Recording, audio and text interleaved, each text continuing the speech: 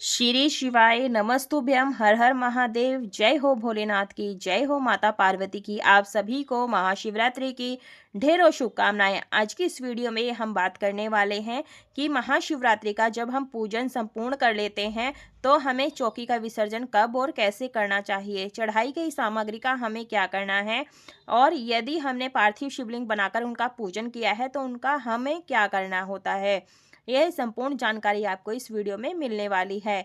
महाशिवरात्रि से रिलेटेड बहुत सारी वीडियोस की जो है हमारे चैनल पर आ चुकी है, उस सभी का लिंक आपको डिस्क्रिप्शन में मिल जाएगा। आप ज़रूर से उन वीडियोस को देख सकते हैं। तो देखिए, महाशिवरात्रि के दिन सुबह सवेरे स्नान आदि कार्यों से निवृत्त होने के बाद में घर पर लघु पूजन किया जाता है। तो जो भी हमारा डेली रूटीन का पूजन होता है मंदिर का, वह किया जाता है। उसके बाद में हम व्रत पूजन का संकल्प लेते हैं और फिर दिन में शिवालय जाया जाता है, वहाँ पर जलाभिषेक आदि किया जाता है। और फिर शाम को इस तरीके से प्रदोष काल में, जो कि 6 बजे के बाद जो है पूजा किया जाता है, करीब करीब उस समय चौकी लगा करके पूरे विधि विधान से पूजन किया जाता है। पूजन की वीडियो ऑलरेडी चैनल पर है, आप देख सकते हैं किस प्रकार से महाशिवरात्रि का हमें पूजन करना चाहिए। तो यहाँ पर जब हमारा पूजन संपूर्ण हो जाता है तो अगर चाहें तो आप देखिए, प्रदोष काल के बाद रात्रि के 4 पहरों की पूजा कर सकते हैं। तो इस प्रकार चौकी का विसर्जन हमें अगले दिन करना होता है, यानी कि महाशिवरात्रि के अगले दिन सुबह को लघु पूजन किया जाता है। फिर से भोग आरती की जाती है। उसके बाद में जब दीपक शांत हो जाता है तो यहाँ पर देखिए, हम सबसे पहले देखिए चौकी को हिला लेते हैं और क्षमा प्रार्थना मांग लेते हैं, कलश को हिला देते हैं, शिवलिंग को हिला देते हैं, तस्वीर आदि को भी हम हिला देते हैं। जो हमने भोग प्रसाद यहाँ पर अर्पित किया था, बेलपत्र हटा देंगे और जो भी भोग प्रसाद आपने रखा है वो हम यहाँ से हटा देंगे। और देखिए, सभी देवी देवताओं का जो हमने आवाहन किया था उन सभी से प्रार्थना करते हैं कि वह अपने अपने लोकों को प्रस्थान करें। तो देखिए, इस तरह से जो है जल का भोग हमने जो रखा था ये आपने सूर्यदेव को अर्घ्य दे देना है। और देखिए, जो ये हमने दूध से बनी हुई मिठाई का भोग लगाया है, बताशे का भोग लगाया था, ये आप परिवार सहित आस पड़ोस में बांट सकते हैं। प्रसाद के रूप में सभी ग्रहण कर लेंगे। ठीक है, तो ये हम यहाँ से हटा देंगे। और देखिए, ध्यान रखिएगा, जो हमने शिवलिंग से स्पर्श करके भोग प्रसाद अर्पित किया था ये किसी को भी खाने के लिए नहीं देना है और ना ही स्वयं ग्रहण करना है, इस बात का ध्यान रखिएगा। तो हमें इसका विसर्जन करना होता है। तो जो हमने एक प्लेट में बेलपत्र रखे हैं ये इसी में हम इकट्ठा कर लेंगे। तो ये हमें विसर्जन कर देना है। साथ में आप चाहें तो शिवालय में ले जा करके ये फल रख सकते हैं। और जो भी आपने धातु के बर्तन पूजा में यूज किए हैं उसे आप खाली कर लीजिएगा। ठीक है भक्तों। और देखिए भक्तों, आप चाहे तो देखिए, अगर घंटी पूजा में रखी है, शिव जी का जो डमरू रखा है इसे आप यथास्थान पर घर में ही रख दीजिएगा। जब भी कोई शिव जी का पूजन आता है, व्रत पूजन आता है, तब आप उसमें इन चीज़ों का प्रयोग कर सकते हैं। घंटी का तो हमें सुबह शाम प्रयोग करते ही हैं आरती करने में। और जो जटा वाला नारियल है इसे आप अपने जो है गोद भराई के रूप में ले सकते हैं, प्रसाद के रूप में बघार करके परिवार सहित ग्रहण कर सकते हैं। लेकिन ध्यान रखिएगा, इस नारियल को पुरुष तोड़ेंगे, स्त्रियां बिल्कुल भी नहीं तोड़ेंगी। और जो ये लेता है गोद भराई में उसे ही ये नारियल खाना होता है। यदि आप आंचल में नहीं ले रहे हैं तो आप बघार करके खा सकते हैं। जो ये सुहाग की सामग्री आपने यहाँ पर रखी है इसे आपने कुछ अपने प्रसाद के रूप में ले लेना है, बाकी आप सुहागन स्त्रियों में बांट सकते हैं। और दक्षिणा है, आप ये छोटी भी कन्या को दे सकते हैं जो आपके घर में रहती हो, या फिर आप शिवालय में जा करके दान पात्र में डाल सकते हैं, शिव जी के मंदिर में, ताकि पंडित इनका यूज कर लेंगे। और जो ये सूखा सिंदूर है, यदि आपने पूजा में अपना सिंदूर दान रखा है तो आप उसे यथास्थान रख दीजिएगा। जो आप सिंदूर, जो सूखा सिंदूर लेकर आए हैं माता को अर्पित करने के लिए, ये माता के लिए ही होता है, तो आप अलग से रख सकते हैं। अगर आपने शिव पुराण, शिव चालीसा, जो भी आपने शिव से संबंधित पुस्तक रखी है वो आप लाल कपड़े में बांध करके रख सकते हैं सुरक्षित स्थान पर। जो अबीर गुलाल आपने रखा है पूजा में, इसे आप किसी भी देव पूजन में प्रयोग में ला सकते हैं। नहीं तो आप होली वाले दिन प्रसाद के रूप में इसे ले सकते हैं, होली खेल सकते हैं। तो मैं एक कटोरी में रख लेती हूँ, जो भी देव पूजन होता है उसमें मैं ये गुलाल रख लेती हूँ। और देखिए भक्तों, जो रुद्राक्ष की माला है, इस माला का क्या करना है, यदि आपकी ये जप माला है तो इसे आप अपनी थैली में डाल करके रख लें। जब भी आप जाप करेंगे तो पूजा कर सकते हैं, नहीं तो आप ये प्रसाद के रूप में आप धारण भी कर सकते हैं। अगर आपने एक ही रुद्राक्ष अर्पित किया है भोले बाबा को, तो भी आप उसे पहन सकते हैं लाल धागे में। और देखिए, हमने मिट्टी का दीपक लिया था, फूल बत्ती ली थी, ये सारी हमें खाली कर देना है, इस बात का ध्यान रखिएगा।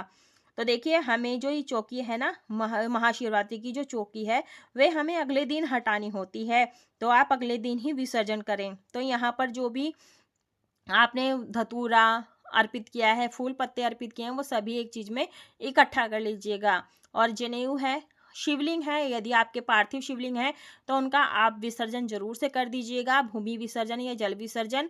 और यदि आपके इस तरह से पत्थर के हैं शिवलिंग, तो नर्मदेश्वर हैं या जो भी पारद शिवलिंग है, आप उन्हें गंगा जल से छींटा लगा करके साफ करके मंदिर में स्थापित कर लीजिएगा। बाकी जो बेलपत्र आदि हैं, उसे आपने जो है एक पत्र जो प्लेट है उसमें इकट्ठा कर लीजिएगा, और ये बर्तन है धो करके पूजा में दोबारा से यूज कर लीजिएगा।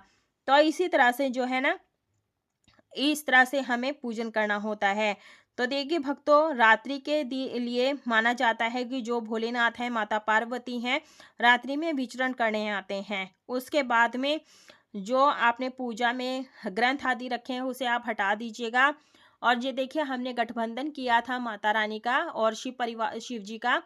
तो हमने पीले वस्त्र लिए थे और लाल चुनरी ली थी। इसमें जो हमने गांठ खोली है, गांठ खोल करके इसके अंदर जो है लौंग, इलायची, सिक्का, सुपारी और अक्षत रखे हैं, पुष्प रखे हैं, तो वो आप निकाल करके अगर आप कलश स्थापना करना चाहते हैं तो आप उसमें इसे प्रयोग कर सकते हैं। अगर आपने वस्त्र लिए हैं तो आप शिवालय में जा करके इसे शिवलिंग पर, शिव माता पार्वती को अर्पित कर सकते हैं, नहीं तो आप घर में ही तस्वीर पर चढ़ा करके रख सकते हैं। ठीक है भक्तों, इसी तरह से देखिए, जो है सुहाग लेते हैं ना, सिंदूर, जो ये सुहाग जो दान हमने किया है, और जो ये जनेऊ लिया है ना, इस जनेऊ का क्या करना है, यदि आपके घर में कोई भी पुरुष पहनता है तो उसे पहनने के लिए दे सकते हैं, या फिर मंदिर में ले जा करके दान कर सकते हैं, नहीं तो आप चाहें तो जल विसर्जन, भूमि विसर्जन भी कर सकते हैं। ये पुष्पों की माला है, आप चाहें तो इसे टांग सकते हैं, सूख जाएगा, गमले आदि में डाल दीजिएगा तो सुंदर सुंदर पौधे निकल आएंगे, इस बात का ध्यान रखिएगा। ठीक है भक्तों, और जो ये हमने फूल सजाए थे ये सभी हम इकट्ठा कर लेंगे। और देखिए भक्तों, जो ये फूल पत्तियां हैं, हमें इधर उधर कहीं भी फेंक कर नहीं आना है। जो भी हमने पूजा पाठ किया है, इससे हमारी आस्था को चोट पहुंचती है। किसी इस तरह से किसी भी पेड़ आदि के नीचे रख कर नहीं आना, नहीं तो हवा चलती है, इधर उधर उड़ता है, तो हम पाप के भागीदारी बनते हैं। और जो भी हमने अशोक के पत्ते, आम के पत्ते कलश में लगाए थे, वो भी हमें इसी प्लेट में रख लेना है, और इधर से हमें विसर्जन करना होता है। तो इसी तरह से हमें जो है जो भी विसर्जन करने वाली चीज़ें हैं वो एक पात्र में इकट्ठा कर लीजिएगा। और जब आप विसर्जन करेंगे, जल विसर्जन या भूमि विसर्जन, तो एक जगह इकट्ठा करके कर सकते हैं। गमले हर आदि घर में मिल जाते हैं, तो गमले में विसर्जन कर दीजिएगा। तस्वीर रखी है या मूर्ति रखी है, उसके ऊपर जल का छींटा लगा करके साफ कपड़े से पोंछ करके आप अपने मंदिर में स्थापित कर सकते हैं, या फिर लाल कपड़े में बांध करके आप अपने घर में रख सकते हैं। और देखिए, जो अक्षत हैं, अक्षतों का हमें क्या करना है, इन्हें आप इकट्ठा कर लीजिएगा। यदि आपने ज़्यादा अक्षत पूजा में प्रयोग किए हैं तो आप किसी भी ज़रूरतमंद को, गरीब को दान कर दीजिएगा, ताकि वो एक समय भरपेट भोजन कर सके। इसमें चाहे तो और भी ज़्यादा चावल मिला करके दे सकते हैं। अगर आपने थोड़े ही अक्षत प्रयोग किए हैं तो आप छत पर डाल दीजिएगा, कबूतर आदि खा लेंगे।